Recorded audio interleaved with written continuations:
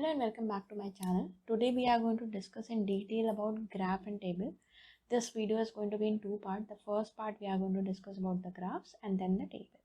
So in this we are going to first discuss the basic format and then we'll take an example and we'll write a complete report together. Right, so let's begin. First, what is a graph and table? So a graph is a graphical representation of data that changes over time. It uses line segment to connect data point and show changes in the data. The x and y axis are used to denote the changes. Like say if this is the graph, this x and y axis, so there can be two type of graph. Line graph, when simply a line is drawn, and second can be bar graph, so when bar is given to you, and table we'll discuss later in the second part. First thing, what are the tips and tricks for writing a graph or a table? Firstly, you need to identify the type of report given to you. So whether it's a line graph, whether it's a bar graph, whether it's a table, that you need to identify. Secondly, you need to consider whether it's cover a period of time or it's static. Generally, it's going to cover a period of time. So whether it's about say 10 years or it's just in the same year, so what type of report is given to you? Whether it's a constant, it's static, or it's it's covering a lot of a period of time. Most of the graph questions are going to be dynamic because generally graph represent the difference in how the growth is there or anything for a period of time. Okay, for dynamic charge questions that move along the time, you need to pay attention to the yes. In report writing, tense play very important role. So whether this data is about the past or present, or does it extend in the future? This can be neglected if the question is static, or it does not, but rarely it's going to happen that a graph is given to you and that is going to be a static graph. Thirdly, for line, bar and proportional bar chart, it is necessary to identify. So once first thing you have identified what type of report is given to you. Second, you have identified whether it's a period of time or static. Thirdly, you have to identify what is the information on x-axis and what information is there in the y-axis. This together with the title of question tell you the unit. Yes, unit of measurement is very important. Say if you're writing a report and you have just written 50, 40, so how we are going to identify what it can be 50 centimeter also, it can be 50 minutes also. So unit is very important that you have to refer in your report writing. What synonyms you can use when you're writing it out? So these are certain, you can pause the video, you can note down these synonyms or vocab. These are going to be quite helpful in your report writing. Let's take one question and discuss how to write the graph in this. So first thing is, you have to understand what type of report is given to you. Very clearly from this, it's visible, it's a line graph, right? Now we are going to write on this. So first thing, you have identified what type of graph it is. So definitely it's a line graph. Secondly, you can see it's a period of time from 2000 to 225. So it's dynamic, it's not static. Let's read the question.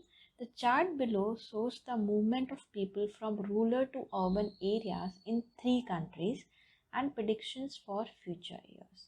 So what are the key feature over here? First thing is movement of people from rural to urban, and that too in 3 different countries for a period of time. So from here we can identify the period of time. So it starts from 2000 till 2025. So you can see it's past, it's present and future. All the 3 things will be included in this, right? Secondly, it's for 3 countries, so Iran, Indonesia and Russia. Here you can see the unit.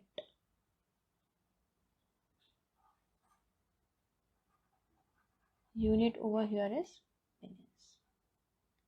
So what we have done, first thing we have identified what they're asking in the report. What are the different parameters? Now they are saying summarize the information by selecting and reporting the main features. So you don't have to cover each and every data. You have to cover the main data and then you can make a comparison between these 3 countries. How the changes are there. So let's start. First thing that we write for this is, so in introduction I have told you there are 2 major features. First thing we cover what this graph is about, and second for what duration of time. How we write? We paraphrase the question. So let's read the question again. The chart below shows the movement of people from rural to urban area in 3 countries and prediction for future year from 2000 to 2025. Let's see how we can write the introduction for this. So here it's important that you mention what type of graph. So the line graph shows the figures in millions for the migration. So instead of movement, we have written migration of people from countryside to cities. So you can see synonyms, paraphrasing, it's very better if you do that, in 3 different countries over the period. So instead of saying in the coming future anything, we have mentioned the date also over the period 2000 to 2025, including future prediction. Okay, so you can see each and everything we have mentioned, we have not left anything, but we have not copy pasted the same way. We have used the synonyms, we have used different way of writing, different style of writing. This is how it should be done. Right? Now after introduction, what we write is the overview of it, right? So how we are going to write the overview? What is overview basically? Overview means the main significant thing that you can notice. Don't include the data and all in that. So if you see this graph, what one thing comes to your notice? There is increase in all the 3 countries, right? So that means people are migrating from rural area to urban area with a period of time, and that is going to continue in the future also for all 3 countries, right? So here we have said overall it is clear that the shift from rural communities to our urban metropolitan area is upwards. That's it. Okay, if in case in this, say 2 countries, Iran and Indonesia, there is an upward, while Russia there is a downfall. So then here we'll mention that mainly in 2 countries, but on contrary in Russia there is a downward or downfall in that. So the main striking feature without data you have to mention in your overview. Next thing is how to write the body paragraph for this. So in this we can start comparing. So let's read so that you get an idea. All 3 countries began the period with similar number of urban migrants. So if you see over here, in 2000 almost there is similar number. It ranged between 10 to 20. So there is not much difference, right? Then Russia started with most migrant, around 15 million, and over the period sees significant increase, particularly between 2010 and 2015, around 42 to 70 million, with this upward trend predicted to continue, reaching approximately 86 million by 2025.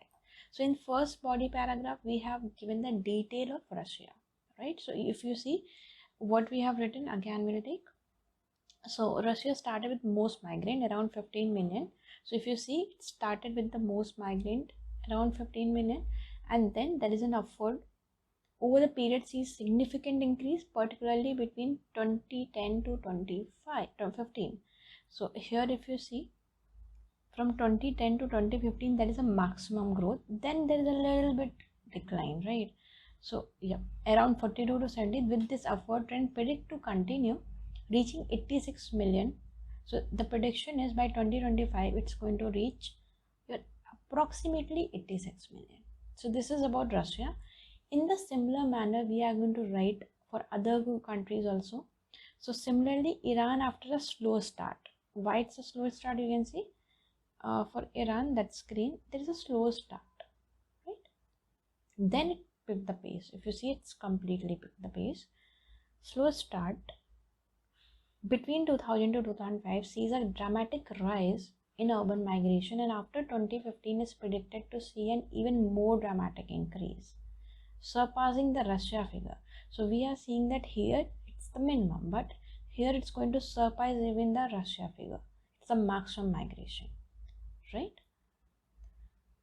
However, Indonesia bucks the trend somewhat, whilst consistently steady between 2000 to 2020.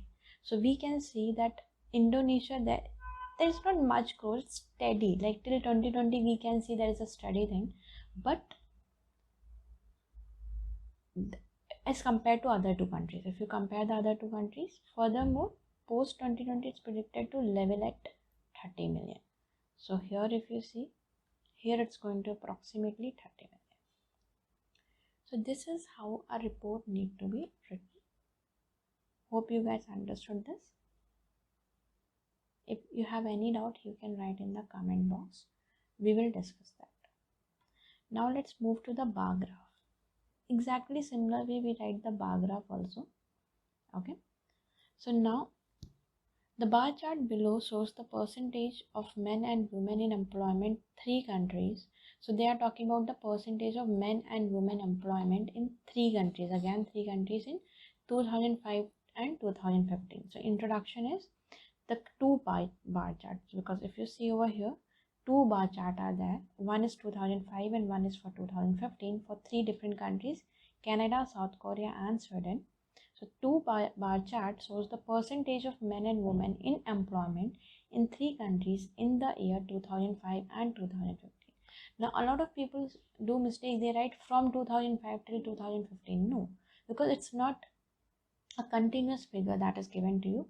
They have given you 2 different figures, one for 2005 and another for 2015, right? Then what is the most significant figure? If you see, for even 2005 or 2015, we can see that male is at par, right? While female comparatively are low. So same thing we'll mention over here.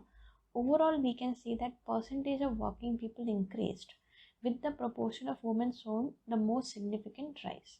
So here we can see that definitely there is an increase in the employment bar, right? If you see over here and if you see over here, and majorly men's are almost similar, but women's have shown increase. Like here it's 30%, it's approximately 60%. Here it's 20%, it's approximately 30%. Here it's almost similar. But if you compare the male, for male it's almost similar. So what is the significant feature? First thing, employment has increased, and majorly we can see the increase in the women's employment. Okay, this is how the overview for this bar chart will be written. Now let's see about the body paragraph. So here we have taken first 2005 and in second 2015. So you can pause this video, read it, compare with the diagram, and you will understand how to play with the vocab. Because in report writing there is nothing much you do, just simply you put down the data, a little bit of comparison. The major thing is the vocab that you are using in that. Okay, so just read it, pause it, compare it with the diagram. You will understand how to write and report on that. And if any doubt, you can anytime